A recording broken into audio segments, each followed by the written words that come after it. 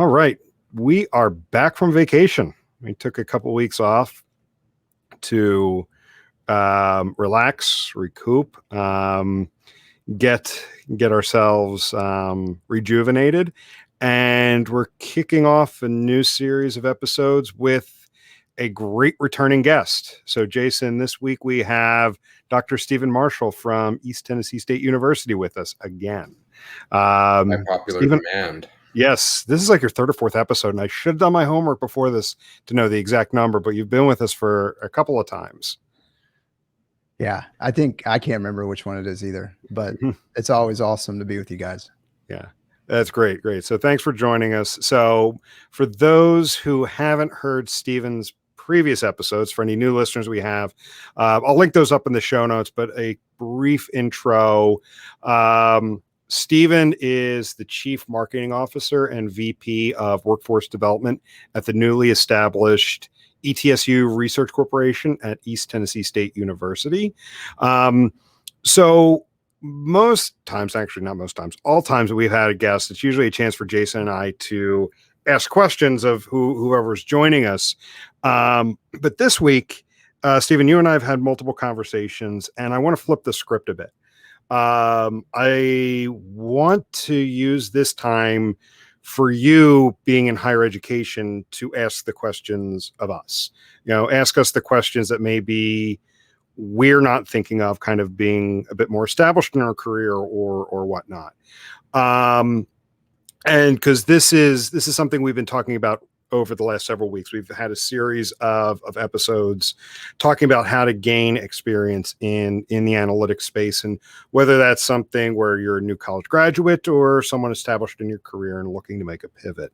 But before we get to that, like I'd mentioned, the ETSU Research Corporation is newly established. I want to give you a chance to tell our listeners more about it, what your plans are with it, and what your goals are.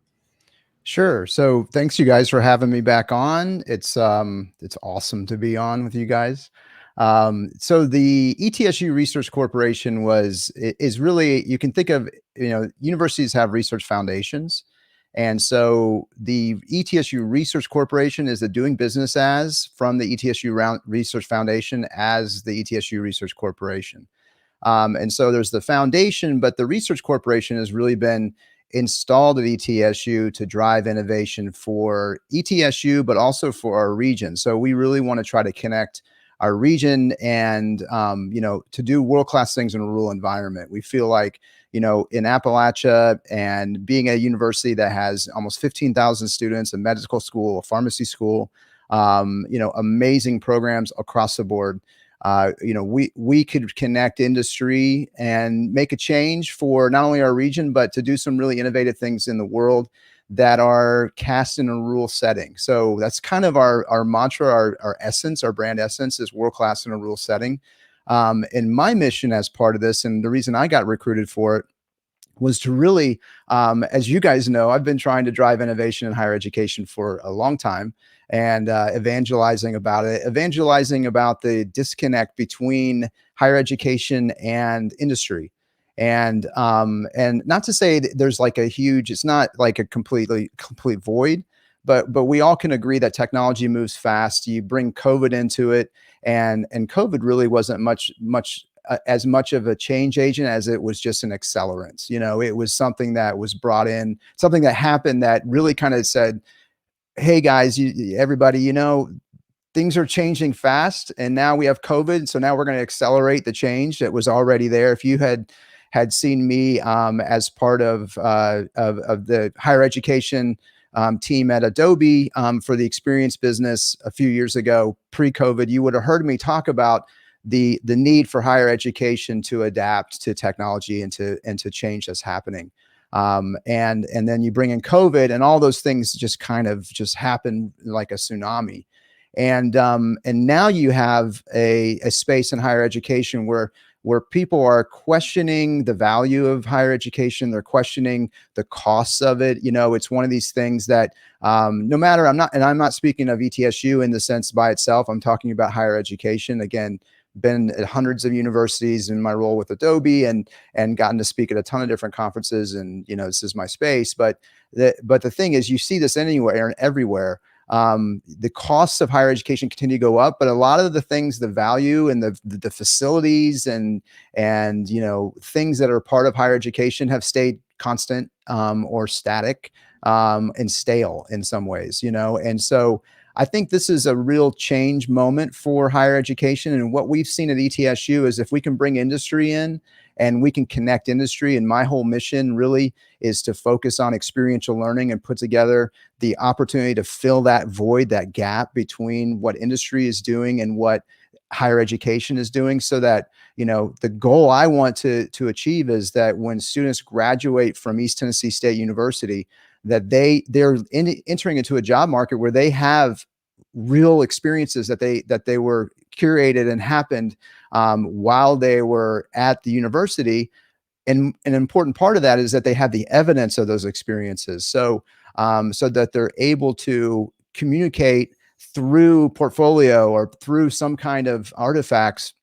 These are KPIs I worked on when I was in school. These were real clients I worked for. These were real teams I worked on, you know, virtually or not, you know, which is a whole nother thing that COVID accelerated, was the idea that, you know, something that you guys have evangelized for as long as I've been listening to you for years, you know, yeah, remote work, it actually does work, you know?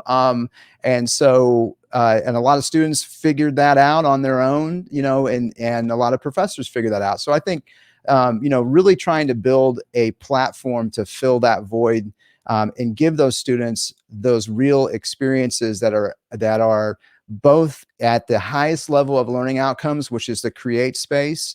And they're also, those experiences are also at the highest level of the retention outcomes, because when you experience something, you remember it. And so I guess that's where I'm at.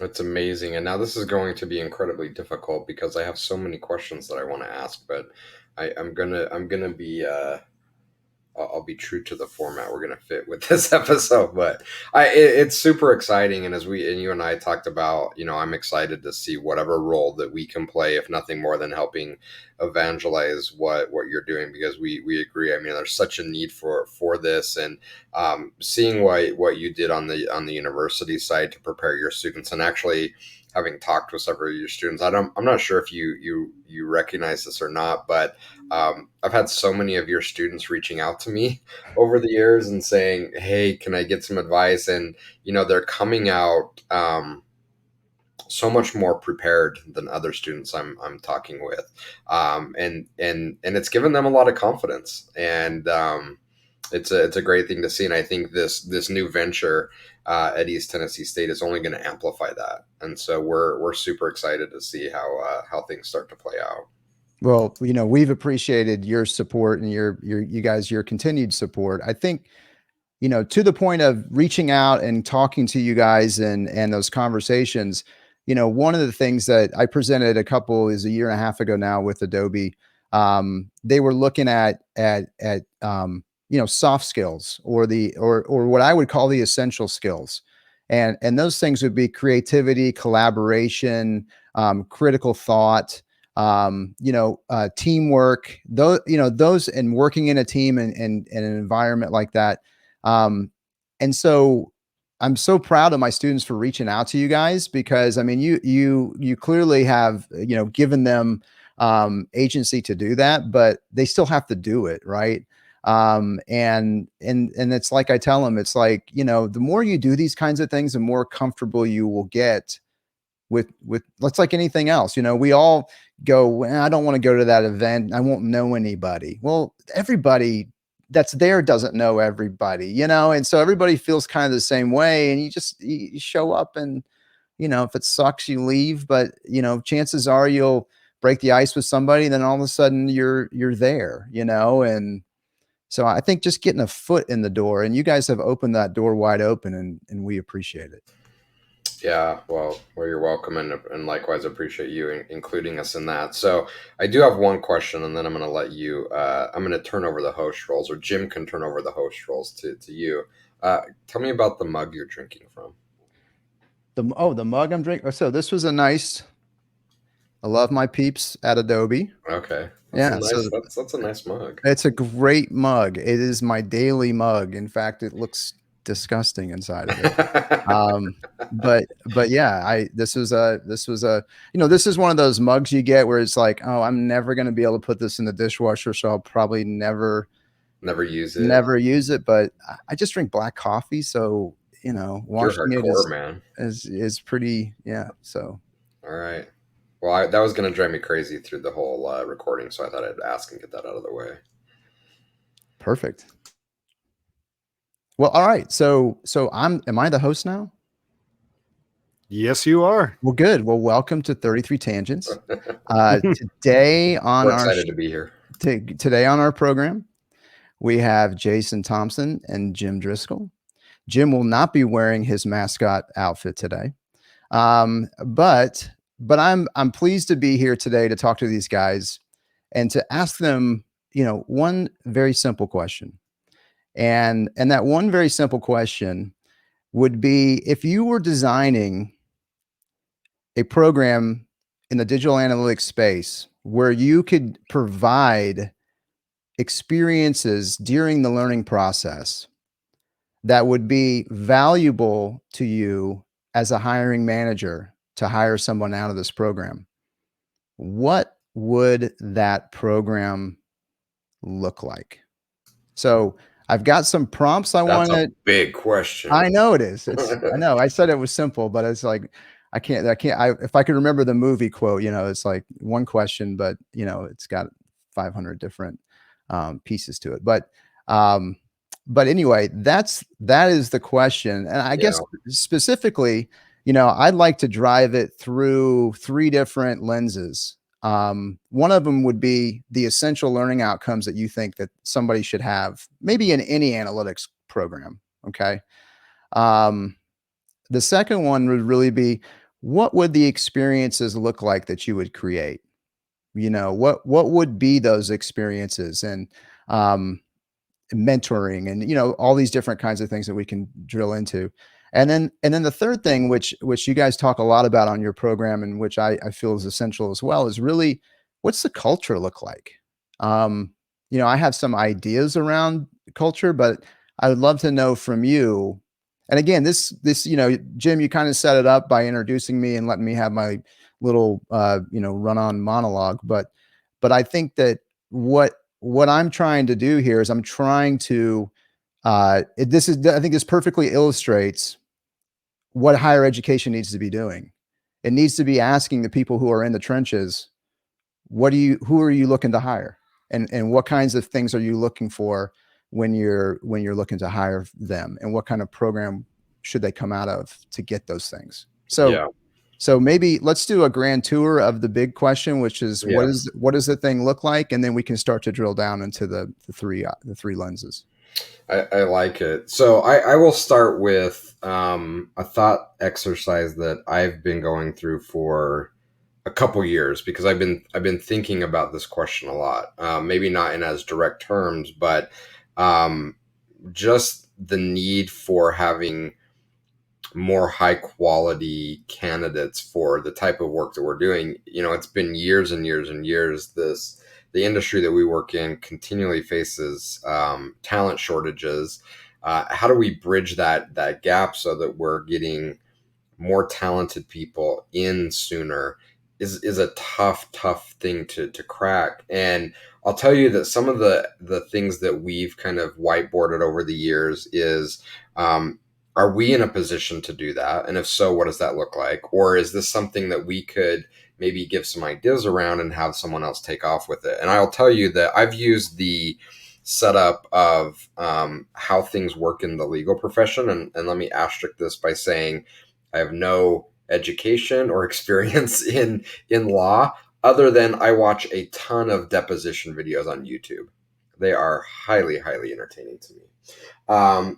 But if you think about the way that law works, or as people going into the legal profession, oftentimes they get into universities that can plug them into to play a clerking role. So these students go in and they are actually assigned to a judge, or they're assigned to some kind of role where they're getting real world experience while they're doing classroom learning. And we thought about this outside of the bounds of higher ed, but we thought about this just from a business perspective. In that, could we pivot the traditional model where we have interns and instead we have clerks? Meaning that, we're not going to treat them as an intern. We're going to treat them as these are employees, but they're employees with a limited lifespan, meaning we know they're going to be with us for 1 year or 2 years. And we have some set goals that we want them to come out with. And then they're going to go on. They may go on to another engagement. They may go on and go full-time back into school. But I think that's one of the big gaps that we want to see solved for, because there are internships out there and people pick up internships, and maybe it's a summer internship, maybe it's a few months. But I think just the framing of it as an internship is different than framing of it as I'm going to be a full contributing employee. I'm inexperienced, but I have a specific plan mapped out for me that I'm going to go through this experience from A to Z. And I feel like that's why I was super excited when you started talking about the new program at ETSU. It's like, it felt like it was maybe trending more in that direction. I know you've already been doing things like that with some of the local employers, right? I think Eastman is a big one that I see that happening a lot, where you have students embedded in these programs and they're learning a tremendous amount, and it's much more than, quote, an internship. How do we take that model and replicate it so it's something that maybe other universities can do, maybe it's something employers can do, or employers do in more of a strong partnership with the university? So that's where I've spent a lot of my time thinking about it. And from a business standpoint, I think it really does require this change in focus, and not looking at it as an internship, not looking at it as maybe a full-time employee where they're on different paths, but literally we're carving out these clerk roles where we want people to come in, spend an X amount of time there, and we have the path laid out. I think it could be insanely valuable. A company of our size, I think it's really hard to pull that off, but I feel like there's something there. So, yeah. So I think if you look at what teacher education is, and Jim, your wife's a teacher, isn't she? I can't remember. Yeah. Yep. Yeah. So, I'm just been trying to rip from them, because they do exactly, what you just said. They stick a Student teaching student. model. Yeah. Right. And then of course, medicine does it. Right. Yeah, lots of careers do it, but it seems to be isolated to those careers where at the end of the day you have to pass some kind of bar exam or board or something. We've limited it to those types of careers. Yep. Yep. I love the legal clerk example. That's a great one to use. I'm gonna totally steal that, by the way. Excellent. Yeah. Jim, what are your thoughts? Yeah, as as you were asking the question, as Jason was talking, and I'm going to start really high level and then eventually ramble down to a more detailed answer. But what kept coming to mind is the idea of like open-ended, and the fact of, in the meaning of like open-ended questions. So to go along with what Jason was talking about with like embedding people in some of these programs, and where they're getting real world experience, the additional point to that would be having them set up, working with employers that are looking to bring on these students at this point, but they're going to be given like open-ended tasks, open-ended questions. I know in my history of being an intern, it was just kind of like, go do A and come back with B. Very closed-ended, very specific, a lot of times grunt work. And I think one of the things Jason and I have come back to is one of the things in this space is the need for critical thinking, the ability to sit and think through a problem and not immediately jump into, I need to do A. Someone said X, so I need to do Y.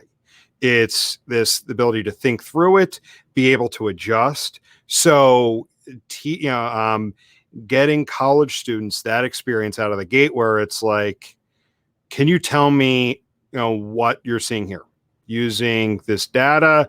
What do you think is going on? Very broad, open-ended, giving them a chance to explore and really think about what's going on and not just get into this, I'll say it, kind of like assembly line mindset of go in, I do A, and I come out with result B. Yeah, and to kind of take off on what Jim said, Stephen, I'd be really interested. And I giggle every time I call you Stephen because I think the first time I did that, your students were I'm like, oh yeah, Dr. sorry, Marshall. And I don't ever care that they call me Stephen. Just don't call me Mr. Marshall. I mean, I earned the doctor, so the Mr.'s gone, but Stephen is always fine. Okay, so I'm interested in your take on this, but to Jim's point, I think historically that's always been a challenge at the university level, is that, at least from my experience, so I obviously have a very limited experience when it comes to higher ed because it's my experience. I went to undergraduate, I did graduate school, and that's it.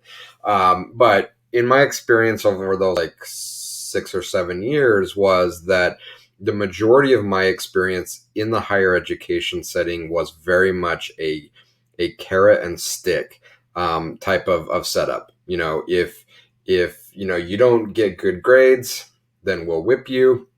We'll put this carrot out there so that it's something that you can drive towards. And the thing that I was missing the most is how to take all of that theoretical knowledge that is, I think, much easier to teach in a carrot and stick environment. And how do I translate that to more applied learning, knowing that I'm not going to know it until I know it, but there has to be some kind of a bridge there. And I think that has to be a huge challenge for higher education, in that it's that you're teaching students frameworks, you're teaching students to work on really difficult problems that take years to solve, but also we need to be able to get out of the lab and apply it to the real world. But we don't necessarily want to become a 6-month trade program either, because I do think there's value to those bigger, more complicated, more strategic things that just take a lot of knowledge and time. So how do you fit into that space, and how do you put a program in place in which the students are coming out with very strong market ready skills, but it isn't like we've pumped them through a coding boot camp, and that is my concern, because there's not to talk bad on coding boot camps. I think they fill a need in a space, but what I'm looking for is something else, something more of a deep thinker for solving really complex problems that you just can't learn in 3 months. No, and I'm not going to give you the answer to your question because I'm interviewing you. That's right. But these are things I'm thinking about as an answer to your question. Because I have answers that I think are, at least maybe a path, but I don't want to go there yet. Jim, I love what you're talking about with the open-ended thing. I think a great example of that is I've got a student that's with me right now in the research corporation. She's one of my brand and media strategy graduate students. She does the capstone project. And those of you that don't know our program, we have a capstone project that takes a full year, and we immerse students in the experiences of doing the work. I think, a couple things that you guys just both said, I'm going to try to string them together. So I think that the trade school thing makes everybody in higher education at the university level go, oh my God, no, we should totally borrow from the trade schools. I mean, we should totally think about that apprenticeship kind of an approach, right? But I think to the open-ended thing, the student that I have studying with me, which is what I'm trying to do with her, is kind of an apprenticeship, because she said to me, she is from, I think she's from Ghana, but she's an international student, and she's here this summer, and she's like, I'm going to be here. I would just love to get as much experience as I can. I said, if you show up every day, I'll wear you out, and if you don't show up, that's okay. And when I have opportunities to throw money your way, I'm going to do that, which those are starting to come up now in projects we're working on. But she comes in, and one of the things I asked her was, I need you to put together what it's like to run a competition on TikTok? What are the things that we have to think about? And so she gave me a Word document that had a bunch of links to kind of the questions that I gave her to start to think about. I said, if I were thinking about this project, these are the things that I would initially go look at. So what did she do? She finished the assignment, right? She answered the questions, she wrote a statement, and then she gave me links. And I'm like, no, because it's like, Jim, as you're saying, I'm trying to keep this open-ended. And I flipped it back to her and I said, I'm the client, and you're saying that here's all the information that's out there. Now you go find it. You go read it. And the whole thing I'm asking you to do is to actually tell me, become the subject matter expert in this thing I just asked you about, and present it to me and to our client who's paying us to help run this thing for them. Put it in a presentable, digestible way that you can present it. And if I want more information, then you put those links into in the slide deck, so I can click on any of them to find out more information. But I tried to keep that thing, wide open, and I'm trying to think about this apprenticeship kind of an approach, which I think is really what we're trying to do with the RC. There's a whole bunch of people that are probably listening to this right now going, oh, well, my university did that. We had a client that came in and, we put together a whole business case and we presented it at the end of the semester to the client. Here are the recommendations, right? That's great. Every university does that. I think that the code we're trying to crack is the next step. Do the recommendations.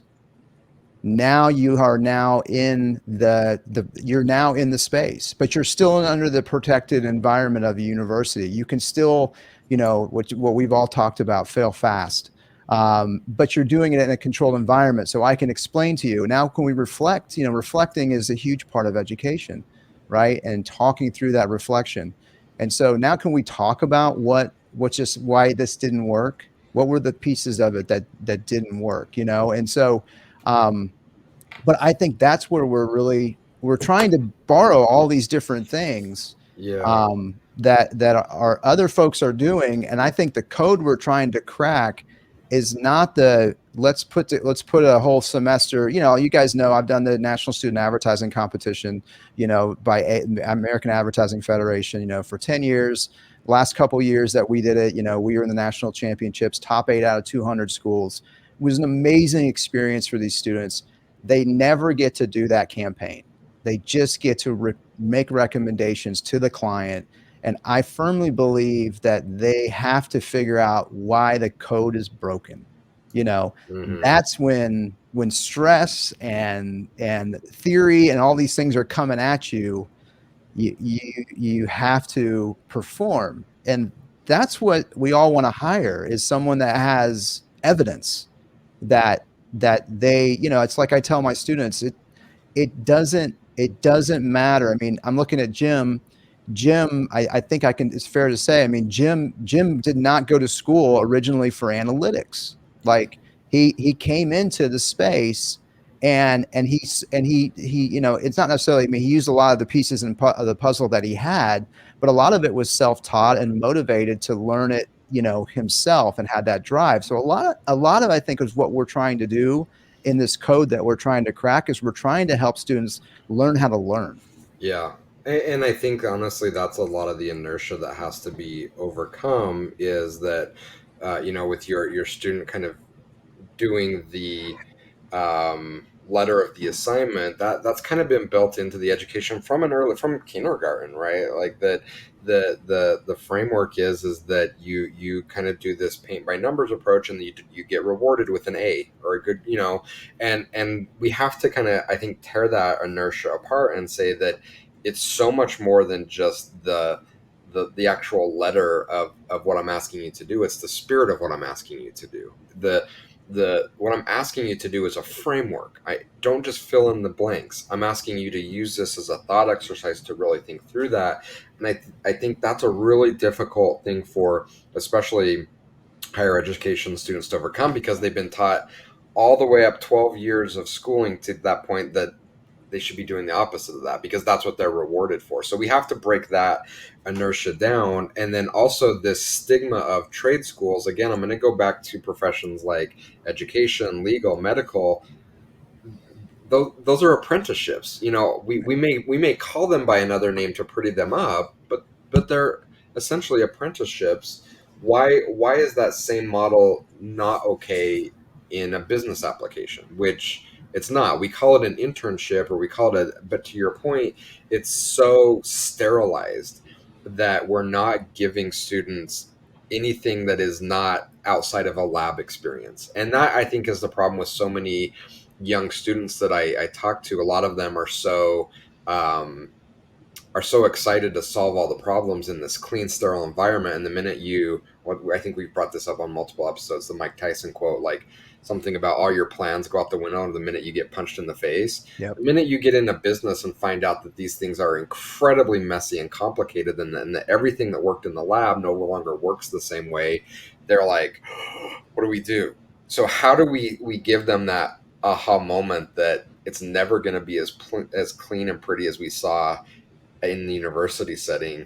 How do we start to give them that? And that sounds like a lot of what you're looking to solve with ERC. Yeah. And that student that I was giving you the example, I mean, once I told her what I was looking for, she had total agency into creating something very special and unique, and she nailed it, and so, but I had to say, look, this isn't just a assignment. This is like, we're going to present this to the client, and you're going to present it to the client. And so prepare it in a way that you're comfortable presenting it, and in not a way that has, 1,000 words on a slide, to where you have this confidence. So, all right. So I'm going to drill down a little bit into the question. So what are the essential learning outcomes you would expect a program focused in analytics? And let me just say, I mean, I'm a media and communication professor. I mean, my consulting space is content strategy. That's what people hire me to do outside of the university. So I'm not coming in here saying, hey, I'm an analytics expert of any sort, right? I mean, I obviously use data to drive what we're doing, but the thing that I'm really excited about with the Research Corporation was, before, when I was trying to do this, I was a chair of a department, and I was trying to do it within my silo, right? Which universities are very siloed organizations, and that, a lot of that has to do with the student credit hours being the currency for budget and revenue. And so, a lot of times what happens at universities is we'll try to steal students from each other. And at the end of the day, we're just moving chairs on the Titanic, quite honestly, right? Instead of working together to create something unique and interdisciplinary, and focusing on trying to grow student enrollment and those kinds of things at the front of the house, 4 out of 5 students are going to change their major at least once. So that student you recruit may not be your student after a semester anyway. So the thing that makes me really excited about the RC is that I now get to sit across the entire university, and I get to connect computer science and marketing and digital media and animation and those kinds of spaces, and public health, and media and communication and graphic design and creative writing. I can bring, and whatever else I just forgot, right? I get to bring those things together to bring the world that we all live in off of campus, where work happens. Work happens on campus, but you know what I'm saying. So what are the learning outcomes, you guys being subject matter experts in the analytics space? What are the learning outcomes you think would be foundational MVP, kinds of learning outcomes? It's interesting because I just published a Twitter thread on something similar to this morning, so the timing is eerie. But as someone that would be looking to hire this role, I obviously have some opinions of what I would want and what I would look for. And this is the tricky part, because it's, I think, easier to attach to firm skills. And I saw this when I was at the university level. So when I was in grad school, they were wrangling with these same types of questions. And they're like, well, if Jason comes out of grad school knowing how to program in Visual Basic and how to query an Oracle database, then he's going to be more employable. The problem is that it created a lot of highly technically skilled people, but we're missing what ultimately I discovered were more higher order valuable skills that are harder to identify and hire for, but are ultimately more valuable. So let me try to unpack that so I can maybe make a little bit of sense with it. So we see as like younger folks in the space strong in skills. So, they may come out knowing GA, they may come out knowing Adobe, they may come out knowing, Snowflake, or I may be strong in SQL, or maybe if I was more technical, I learned Python or R. All of those things are really valuable, no doubt. But there's a ceiling to the value that those skills can produce without putting some higher order skills on top of them. And those things I think are harder to develop. And things like that are a framework for learning, especially as an analyst. You're not going to be given a simple problem of how many people visited our site. You're going to be given a very complex problem that you're going to have to figure out how to structure that problem yourself. So did I learn how to learn in university so I can now structure a way to break down complex problems? Do I have strong communication skills from a business perspective? It's one thing to be able to run complex models in Python and come up with some scoring. It's a whole other thing to say, okay, and CMO, here is what it means to you. And that's not something you're going to have perfected. That's something no one ever perfects. But at least coming out ahead of everyone else is going to be extremely valuable to an employer. The ability to break down complex into less complex things. And really, that's the nut of what analysis is. As analysts, we take really big things and break them down into smaller things. That's analysis. And so that to me separates what we see as what we are calling analysts, which are really report and data distributors. Okay, you ask for page views per month over time. I can give you that. That's a report. What an analyst is here's a bunch of data. Use your analytical knife to start slicing that up into more meaningful chunks where you can talk to me about trends, where you can talk to me about patterns, where you can talk to me about behavior that you're seeing with our consumers. And that's the last piece that I would add is some level of business acumen and knowledge of consumer psychology and consumer behavior. These things to me would, if students came out with even is the right word, cursory level or understanding of these subjects, would put them so much further ahead than where most students are coming out, that they would be so insanely employable and would add immediate value to businesses. Because what's happening now is you have maybe highly technical people coming out from an aptitude standpoint, but these other skills that really increase their ceiling of what they can do for businesses are missing, and often take years and years and years to develop. And unfortunately, it either has to be self-driven, which very few fall into that category, or you get lucky enough to have a really good manager or mentor to build a career path for you to say, you need to now add these things. If those seeds were planted back at the university level, you have that much more runway to start to build the value of those components. So I don't know if that directly answers your question, but that's what I would look for as an output. Like someone coming out of this program, I would want to say they have at least some level of measurability in those buckets, whereas most people coming out at the university level are at a baseline 0. Okay, so can I repeat the buckets back to you, and then I'm going to go to Jim. Yeah. So you said critical thinking, break down big problems into smaller chunks, communication skills, being able to communicate what you found in a simplistic, let's just say simplistic, not that CMOs, I'm a CMO, I need it simple. My brain is very, but it is, it's yeah, taking complex things and making them easy to understand. Yeah. And then communicating those, and then having some background in consumer behavior, psychology, Yes. some kind of business. So you understand the reasons, possibly, hypotheses, or just understanding the reasons why you're seeing a phenomenon that you might be seeing. That's right. Okay. Yep. Jim, what did we, are yours different? Are yours, what I do mean, you it's the same concept, and this is not meant to be a duplicate of Jason's first bucket, but I'm going to call it um, problem solving and being able to deal with issues. And not in the case of problem solving as Jason is, I'm thinking more of things are not going to be clean. Things are not going to be easy. No matter what tool you're dealing with, whether it's Adobe Analytics, Google Analytics, Snowflake, whatever, if you get posed a question by the director of paid search or the CMO themselves of tell me what's going on here, you're not going to be able to log into any of those tools, and there's not going to be this shiny red button that says, oh, I'm the solution to problem X that you were just asked about, push me. You're not going to have that. A lot of times you're going to be wading through a lot of crap. It's not going to be clean.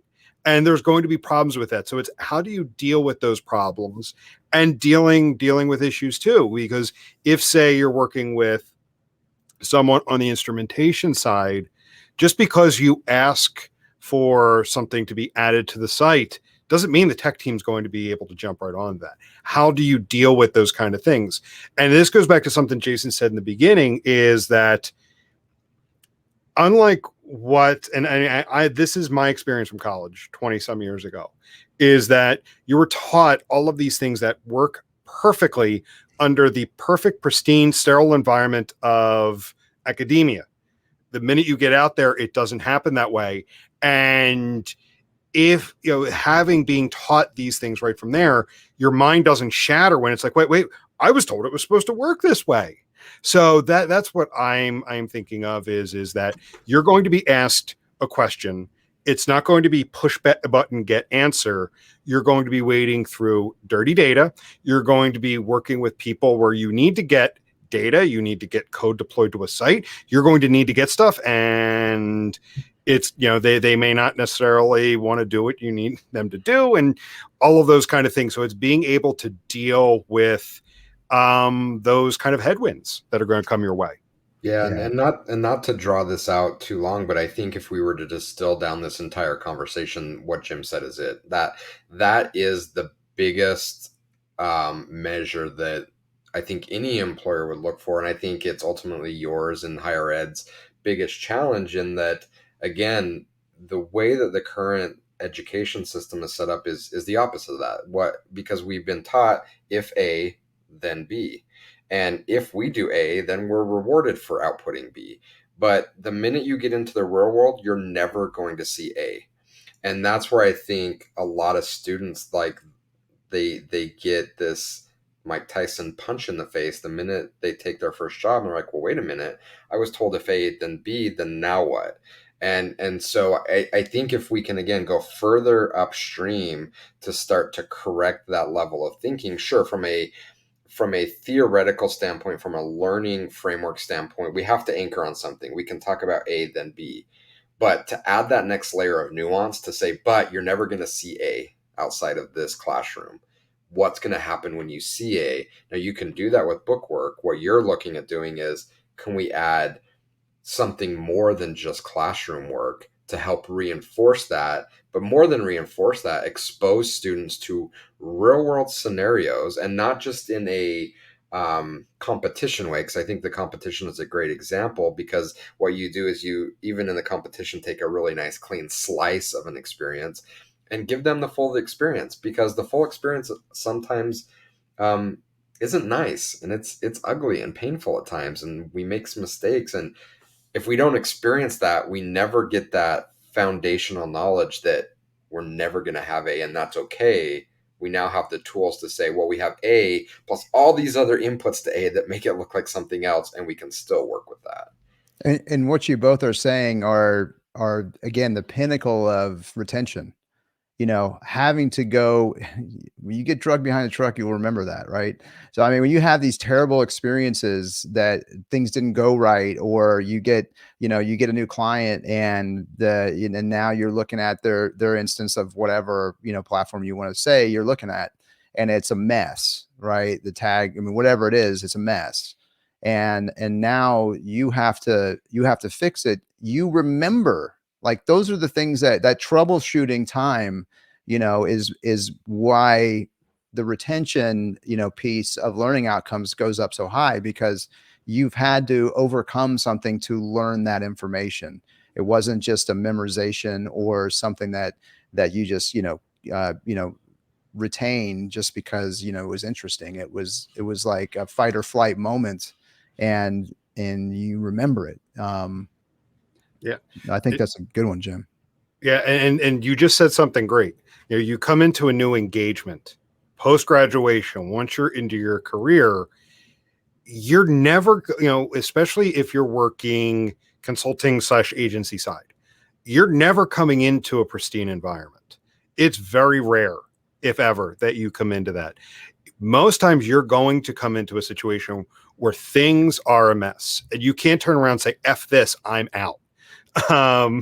You're going to have to dig in and work on that, and you're going to have to deal with that. And it's how do you deal with something, whether it's a client that is maybe a tough sell on certain things, just messy data. How do you deal with that? So yeah, I think that's the thing that popped into my mind when you said that is coming into an engagement, no matter what tool they're using, it's going to be messy somewhere. There's going to be issues somewhere. What's so funny is that in your learning outcomes, you didn't mention any digital analytics. Tools are secondary. Yeah. I mean, we know that those are foundational things. Clearly, it's not like they're going to move my tenure line to chemistry. Hey, well, you're not teaching this anymore. We'll move you over to chemistry. It's just you're a professor. It doesn't matter. But I think that it was just anyway. I had to bring that up because I thought that was something that was kind of profound. We've talked about it here on the show. We've talked about it just internally. Is that when you have those soft skills that we've been talking about, the tools, you're going to be able to pick up the tool. Yes, there may be a learning curve if you're familiar with one and now you have to jump in and work with another, but having those other skills, the tools become secondary. Yeah. And to build on that, I would say the tools are important, especially at the higher education level, to give the platform or ability to have a more immersive experience. What they shouldn't be used for is I can't remember how you positioned it, but if I do, I do X, then I get Y type of thing, that you're memorizing. Okay, I'm learning Adobe Analytics, so if I click this, then this is the output. That shouldn't be the vision of a university adding tools to their program. They should be adding the tools as a way to create a more immersive experience to learn those other skills that we mentioned that we feel are much more valuable than the tools. So the tools are going to come and go. Yeah. Your ability as an analyst to adapt to that are going to be the skills that you develop around it. The tools are what you use to get the answers based on your foundational knowledge and the skills that I mentioned previously. And I learned this, I saw this in grad school very early on. I was in a Oracle DBA administrator class, and I watched the students go through it, and I could tell quickly the students that were going to ace that test, and they were going to wear the fancy, stoles at graduation because they're in the honors. I'm like, I'm going to run circles around these guys when we get out into corporate America, because they're doing a phenomenal job of saying, if I click this button, then I get this result. And I spent the majority of my time tearing it apart, just being insanely curious about, well, what does this even mean? And how can I use this to answer questions? And I wasn't the best student from a testing, and I hated turning in my homework. And so I was bad, and I'm sure my teachers hated me. But I learned a ton that is paying off today. And it was much more than, if I click this button, here's what it does in this program, but more, how can I use this as a framework to understand how to solve complex real world problems? Yeah. I love that. All right, we're going to move on. Second probe here. We're building a experiential learning platform, or whatever you want to call it, right? Experience. So what what would they be? What would be these experiences? How do you activate the learning outcomes you guys just talked about? And Jim's gonna have to go first because my guard dog is on a high alert. Yeah, let me think about that for a second. So, because I'm thinking of the both of the next questions that you're you're looking to ask, and I think, Stephen, you there? I am. My camera just took a it was on before we started this, and I think it's been on for like 24 hours. And I think once I started running video, so just give me a second, and I'll switch it out here. I'm prepared, man. I was once a Boy Scout. There we go. There we go. Until I actually had homework and book reports, and then I thought, wait a second, what's this Boy Scout thing about? Yeah, I mean, I think if anything, the experiences would be around allowing the students to make mistakes and break stuff. And I mean, like, breaking stuff, I mean, like, if you're trying to work with live experiences with a partner, they may not be too keen on that, but finding those opportunities where they can break stuff. Because I'll tell you this, early in my career, I learned what buttons not to push, not because what I learned in a classroom or read in a knowledge base article. It's because I pushed the button, and I realized, oh, I don't push that button in that situation, or I don't set it up that way. And making mistakes, because Jason, I'm going to steal something we were talking about last week. When people are taught that you're going to be punished for making a mistake, they will do everything they can to cover it up. Where they'll learn, and if they're taught that, hey, mistakes are what we learn from, and granted, that's so much easier said than done. I get it. But when they're taught that way, they're going to seek out environments where non-fatal mistakes are tolerated, even if not even encouraged. And because then I'll jump in real quick and just say confirmation bias. Even if you're not going to get caught, you don't want to be wrong. Mm-hmm. Right. So yeah, there are some people just, no matter how wrong they are, they will figure out a way that they were right, mm-hmm. and try to convince you that they were. So I'm sorry to interrupt, but no. I don't think it's like the threat of that. I think some people also just are so hardwired with confirmation bias that they just can't stomach, they're embarrassed that they can't say, I didn't know this, I didn't understand this, whatever. Yeah. So I think it's, fostering a mindset of looking for the environments where you can make the mistakes. And again, like that, I don't want to go down too much of a tangent here with it, but I know that opens up so many other things to talk about. I mean, that's the name of the show. So. I know. Like, yeah, but like that being able to make mistakes and being open about it, that's how the organization learns, the individual learns, and it fosters creativity versus fear. Because when people are scared to make mistakes, you have no creativity. Yeah. So I have two, and I had one, but I'm going to build on Jim's as my number one. And I don't know how you solve for this in a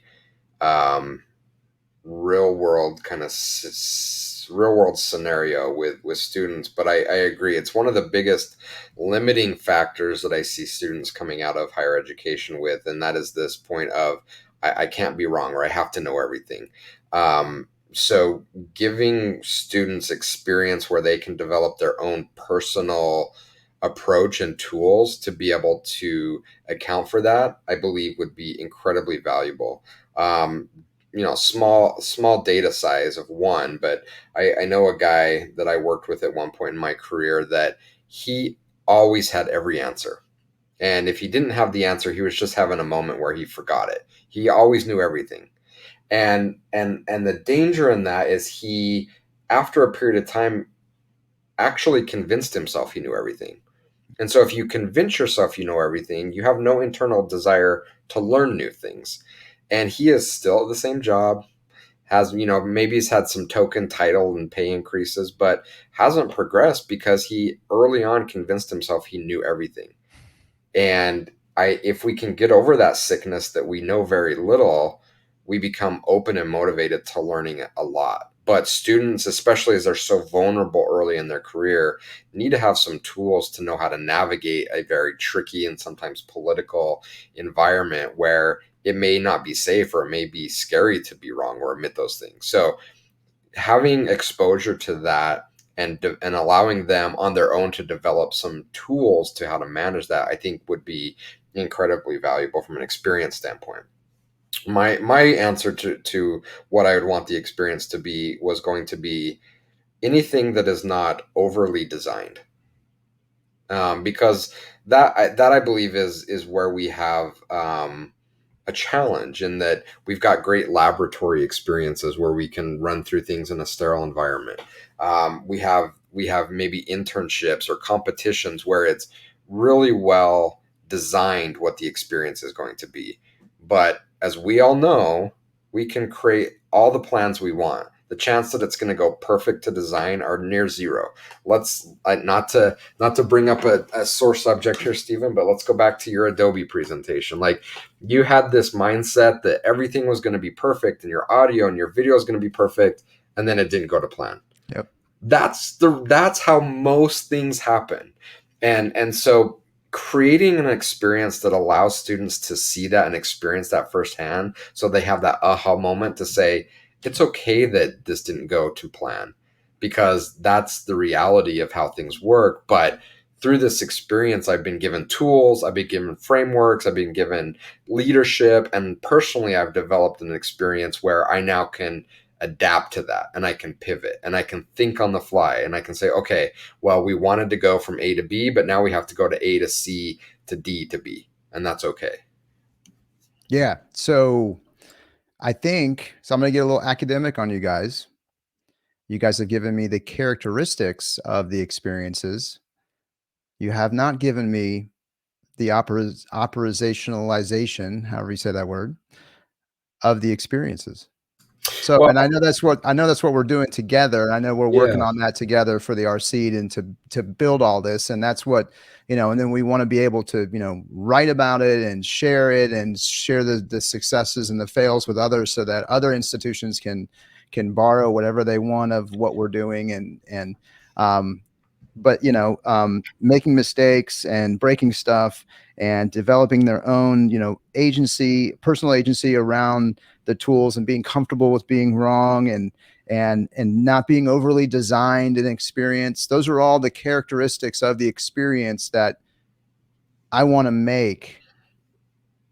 What is it? So the experience, and I'm going to go back to the clerk model. And here's why I like the clerk model so much, is that the characteristics of the experiences that they would normally get, again, are something that is highly designed. If you're an intern, it's like, we didn't have time to do these things, let's throw it to the intern to go hack on. If they do it, and they do it. If they don't, no skin off our back. If it's more of a short-term role where we have them working, on a real-world problem, we're still insulating them. We're still saying, well, we have to just be careful not to expose them to the real stuff. So we'll have them do some other things. That's why I like the clerking model, because it's not just sending them off and doing something. It's saying, okay, we're going to put you directly connected with someone that is highly experienced in your field. They have 50 million things to do, and they can't do anywhere near that many. So they're going to have you do some of the things, and some of those things are critically important. They're not going to send you off to do them on your own. They're going to validate your work. They're going to provide feedback. But if you think about it, it's like, okay, I'm going to have you go and read, I don't know, maybe there was a judgment that was submitted and it's 300 pages long. Go and read it, summarize it, put together our response, and we're going to file that response with the court. That's a very meaningful thing that's going to take a lot of thought and figuring things out. To Jim's point, messing up. But the difference between this experience from an operations standpoint and all the other experiences is it's meaningful. we're just not, we're not insulating them. We're not having them hack on a little fun project that we wanted to do, but it doesn't really matter. These are meaningful things to our business. We're going to have you work under someone that is highly experienced. They're going to provide mentorship and feedback. They're going to correct you when you make a mistake. But you're going to work on something for them that is highly meaningful and is something that is critical for them to do. And that's, I think, the differentiator from an operational standpoint. So it's going to need your framework from a university setting, but it's also going to take a strong partnership with businesses that are willing to make that leap and say, we're going to move from this thing we're comfortable with where we just let interns kind of do fun little things to, no, we're going to bring in students and we're going to actually make them contributors to critical things that we're trying to solve for our business. I just thought of, Jason, you made me think of a great example that actually I've seen in my own life. So my wife, in addition to being a teacher, she does photography on the side. So she'll do, newborn photo shoots, family photo shoots, and she's worked with this one person in the past. She hasn't done any jobs for him recently, but he does big events, weddings, bar mitzvahs, bat mitzvahs, all of those things. He does those events. He actually has his own studio. When we were getting married, he had taken on essentially an apprentice who was going to design photography and art school. And like when you do events for weddings, engagements and stuff like that, and people are paying you, a lot of times they're expecting a shit ton of photos to come out of it. And it depends upon the package you want to buy. And I mean, there's a lot of details there, but essentially his apprentice, as she was going to school, it was being taught the art of photography and the art of editing and stuff like that. And they'd done this one engagement shoot, and shit, was it even hours? It may have been hour engagement shoot. And she came back with 2 photos, like 2 properly and perfectly posed and edited photos. And he's like, no, that's not what they're expecting from this. Yes, that works great when you are in art school, but when the bulk of photography is events like this, they're expecting 50 pictures. Mm-hmm. And so that's the kind of thing, Jason, we were talking about, like they're going to correct you. They're going to give you a real job that has real world outcome that is meaningful. It's not just go see what you could do with editing these additional photos or whatever. No, this is a job that we picked up. This is a job that you're doing.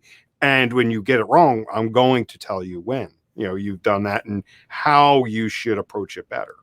And that's scary as a business owner, but we all have to be in this together to raise the tide. And you can put together the program on the university side, but ultimately, unless you're creating businesses at the university that can be used as models for this, ultimately you're going to need partners that are willing to get outside their comfort zone and know that long-term this is going to benefit them and everybody else. Because I think it is a new paradigm in thinking about ways of doing things. And it goes back to the start of the conversation where we said, we have to be okay with having this model where we have an apprenticeship. All these other fields are okay with it. For some reason in business, we're not comfortable with it and we sterilize the experiences. And then we wonder why they're not coming out quite as prepared as we want them to be. Yeah. And I think, I love what you're saying. And that is the approach. And I feel like it is to go back a couple of years into Clichéville that you guys love to go, the killer app, right? I mean, it is what's the thing that higher education needs, because you have all these for-profit and you have Coursera and you have all these different things that you can go learn whatever you want to go learn. You can go learn how to shoot, movies like Spike Lee, or you could go learn how to cook like, Guy Fieri, and you can, but you don't have Guy Fieri standing there with you, like going, there's too much salt in this. Right. And you're never going to be under pressure of actually being in a commercial kitchen with guests in the lobby that are in the dining room that are depending on you putting something together. Right. Cooking in your own kitchen for your family isn't the same experience as being in the kitchen with Guy. Yeah. And I mean, so you can learn a ton of stuff. And I'm not saying that you don't learn stuff from there, but I think the gap that the problem that we're trying to solve is to fill that gap with the hands-on. I think I may have even said this on a previous show with you guys, but like, a couple summers ago, my wife was like, she just had some downtime in the summer, and she'll probably kill me for saying this, but she said, I think I'm going to get Google Analytics certified. And I was like, okay, you've never done anything on a website before, ever, but okay. Well, she did, she got certified, right? I'm not going to hire her to do anything, and get this. I mean, I know this for a fact. She's way smarter than I am, I mean, she makes me, I say things that people are like, oh, that's really smart. I'm like, yeah, that's because my wife told me to say it. Cause I talked to her about, so she's way smarter than I am. But she has never had to think about goals and business, what the business is trying to do with the way, and been in there and looked at bad data, or looked at signals that weren't clear, so you're not, the certificate, it doesn't mean anything unless you have the experiences with it. And it's a catch-22 for all, especially undergrads, where they go, well, I've got this education, but now I don't have any experience. And they're only hiring people that have experience, and the other side of it, the coin is, I'd have students that say to me, well, I learned more in my internship than I did the whole time I was learning at the university, in 6 months. And I'm like, well, yeah, you should, because you're like immersed in that, we're not graduating CMOs. Like, we're graduating people that have foundational knowledge to go do an internship. But I think the secret sauce here is to bring, and what we're trying to do with here in the sense of building this, is to go, how do we fill that gap? And I love the idea of the clerk, because it's so much more profoundly responsible than the intern. But I'm going to ask you this, because I think someone that's listening to this is thinking this right now. I know I would be if I were listening. How do you scale the clerk? Well, we've got an almost endless supply of businesses that we can choose from. So that's how it has to scale, because it can't scale from a select few people that buy into this model. And that is the roadblock that we came into. It's like, we can create this system, but we're only going to be able to pump 3 or 4 kids through this a year, if that. It's not enough. We can't scale it beyond that. So it has to be something that is really industry changing, in that, a small shop like 33.6 can't solve that. But a large shop like Anderson Consulting, or whatever they're calling themselves now, or Ernst & Young, or they can't solve it. We need this to have a much broader adoption at the university level and at the business level to make it happen, because we can't scale the people. And the reason why the clerk model works is because there's a person behind it that's taking a vested interest in the clerks succeeding. We can't scale that. So we have to have people buying into the program. The more people that are bought into it, the more students that can have that opportunity. So I think where you're at, you're planting the seed. But ultimately, you need other universities to pick up on it. You need other businesses to pick up on it, because you can't scale, Stephen. You can't scale. It's going to have a limit to the number of people you can put through that program the proper way. Now, you could scale it if you wanted to and make it look good, but you're going to cheapen the product, and ultimately you're going to sacrifice the end goal. Now, you may fake the numbers and make the numbers look good, but if we measured the actual results, we would all be dissatisfied. And we just have to accept that. And if you can sleep at night doing that, then yeah. Jim, you're I'm asking the questions today, but you're the producer. So how are we on time? We're quickly coming up on time, and Okay. I figured this was going to be an episode that just the time flew by. We're like in an hour and 10 minutes now. So I think we should probably start to wrap up now, but I know there's so many more ways we can go on this. So let's talk about having a follow-up to this, especially I know the Research Corporation is just launching. So once you've had some time with it live, let's plan to have a follow-up episode. Yeah, and I think the follow-up episode will also include you guys, because you guys are essential components of what I'm trying to do, in your specific space of subject matter expertise. So I think we're on a journey here together. But I'd like to encourage any listeners to feel free to reach out to me if you have interest in this, and if you're an educator and you're going, hey, we're doing some really awesome stuff, but you should know about it. Tell me, because I will learn and I will steal from you. And if it's working, I mean, I'm a musician. I've been doing nothing but stealing riffs my whole life, and then making music, that is a sum of all those riffs. I love that. So this is awesome. Yeah. So yeah, this has been great. Thanks for coming back on. Yeah, these conversations always fly by. So I guess to wrap things up, to your point, you just mentioned, people, if they have questions, they could reach out. Tell our listeners where they can find you. And I'll also put that information in the show notes. Sure.